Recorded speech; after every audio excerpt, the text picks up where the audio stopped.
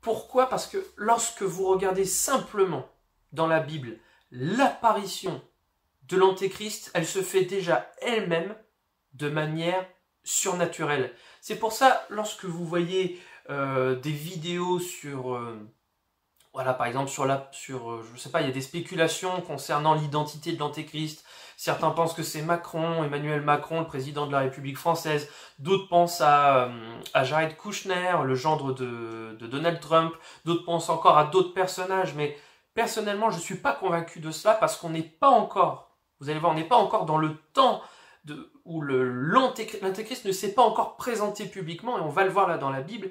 Or, pour avoir la marque de la bête, il faut déjà que l'impie, le fils de la perdition, l'Antéchrist, soit sur la scène internationale, et qu'elle vienne de manière surnaturelle. Vous allez le voir. La première fois où on parle de l'apparition de l'Antéchrist, c'est dans 2 Thessaloniciens au chapitre 2. D'accord?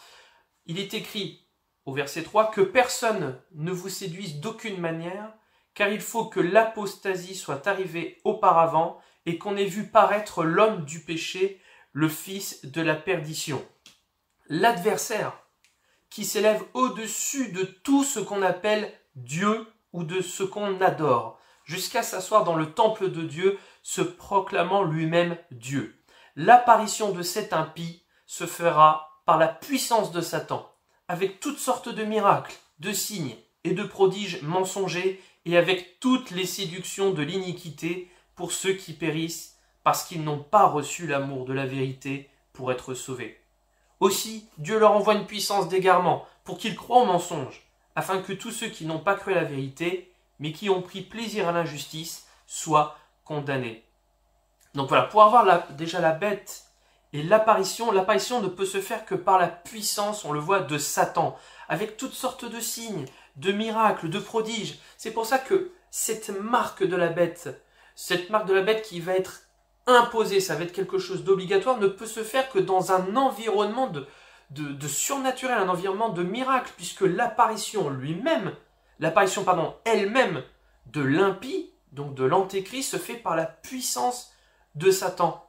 C'est-à-dire que on parle ici de l'image de la bête qui a été faite par les hommes et qui ensuite a été animée, elle ne peut se faire que dans un contexte d'adoration.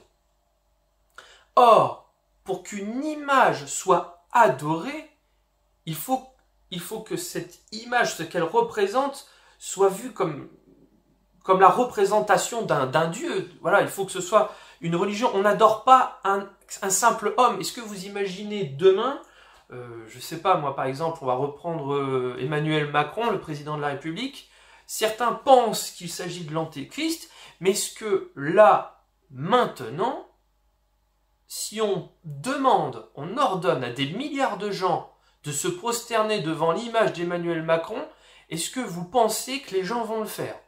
Sincèrement, je ne pense pas. Est-ce que Macron s'est déjà présenté lui-même comme Dieu? Est-ce qu'il s'est assis dans le temple?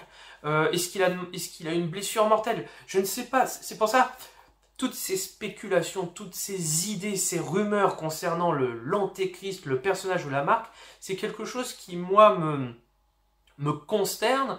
Et je pense qu'il était important même de faire une vidéo là-dessus afin de casser un peu ces rumeurs qui nous perdent, qui peuvent justement, pour les esprits les plus faibles, pour les personnes un petit peu fragiles, qui peuvent les égarer. C'est pour ça qu'il était important de faire cette vidéo. Et voilà, donc cette marque ne peut être ordonnée que dans un contexte spirituel, que dans un contexte vraiment de surnaturel.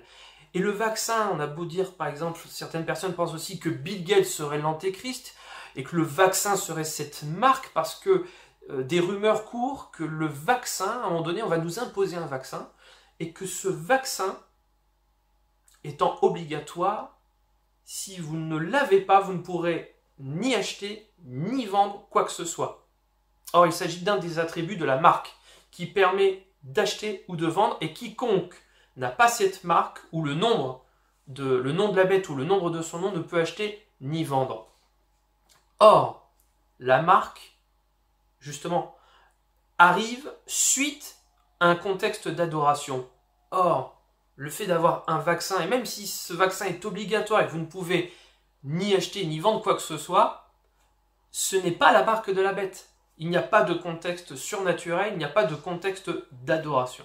Donc il faut faire très attention avec ça aussi.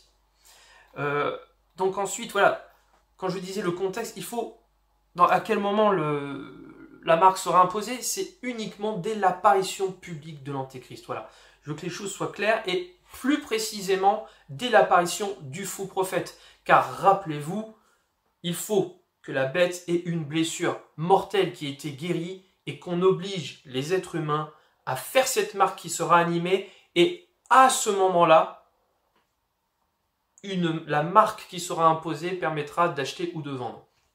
D'accord? Donc lorsqu'on le lit dans Apocalypse au chapitre 13, toujours, et puis au verset 16, donc la bête, le faux prophète, la bête de la terre dit « Elle fit que tous, petits et grands, riches et pauvres, libres et esclaves, reçussent une marque sur leur main droite ou sur le front, et que personne ne put acheter ni vendre sans avoir la marque, le nom de la bête ou le nombre de son nom. » Voilà, donc ce sera quelque chose, ce sera une marque qui sera imposée à tous, quel que soit son pays d'origine, le contexte social, voilà, quelle que soit la situation financière, la situation de la personne, chaque humain recevra, à condition de la vouloir, la marque, et ne pourra acheter ni vendre sans avoir cette marque.